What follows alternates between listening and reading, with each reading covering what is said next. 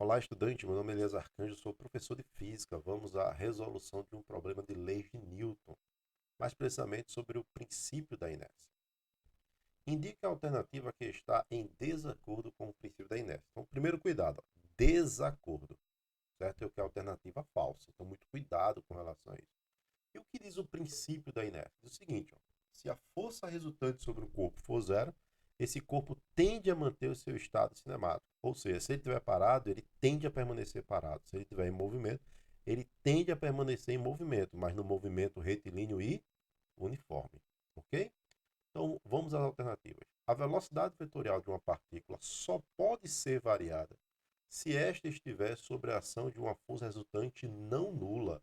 Verdadeiro. Você só tem variação da velocidade da velocidade vetorial, certo? Se existir uma força resultante. Se a força resultante ela for não nula, então isso aqui é verdadeiro. Se a resultante das forças que agem em uma partícula é nula, dois estados cinemáticos são possíveis: o repouso e o movimento retilíneo e uniforme. Perfeito. Uma partícula livre da ação de uma força externa resultante é incapaz de vencer suas tendências inerciais. Perfeito. Então, se uma partícula livre da ação, ou seja, se a força resultante for zero, essa partícula não tem como vencer suas tendências inerciais. Se ele estiver parado, ele vai ficar parado. E se ele estiver em movimento, ele vai permanecer em movimento. Mas que movimento? Movimento retilíneo e uniforme. Numa partícula em movimento circular, letra D, e uniforme, a resultante das forças externas não pode ser nula. Essa aqui tem que ter cuidado. Veja só. Quando a gente fala do movimento circular uniforme, muita gente imagina que é aquele movimento com velocidade constante. Não é.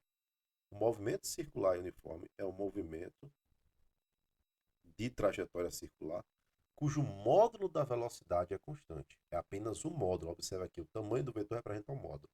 Mas existe aqui uma variação na direção, certo, da velocidade. Logo, essa velocidade ela não é constante. Se a velocidade não é constante, é necessário uma força, certo?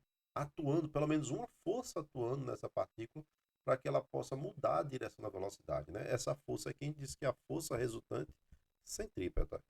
Então, em todo movimento circular uniforme, a resultante das forças sobre a partícula não pode ser nula. É necessário que exista uma força para que ela possa mudar a direção, ela ser capaz de mudar a direção da velocidade. Tudo bem? Então, isso aqui também é verdadeiro. Então, muita gente pode cair nessa questão aqui e achar que essa alternativa seria falsa, mas não é, ela é verdadeira, certo? O movimento circular uniforme é um movimento que só pode acontecer se existir uma força resultante atuando sobre ele, né? Uma chamada força resultante centrípeta. Dica: tem questões que dizem assim, ó, no movimento circular uniforme a velocidade é constante. Falso. O módulo da velocidade é constante, certo?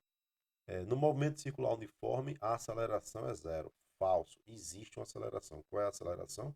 Aceleração centrípeta. Agora ele pode dizer assim, no movimento circular uniforme a aceleração tangencial é zero. Isso é verdade, porque a aceleração tangencial trata da variação do módulo da velocidade. Então, afirmar que a aceleração tangencial é zero está verdadeiro. O que eu não posso é afirmar que a aceleração é zero. Não é.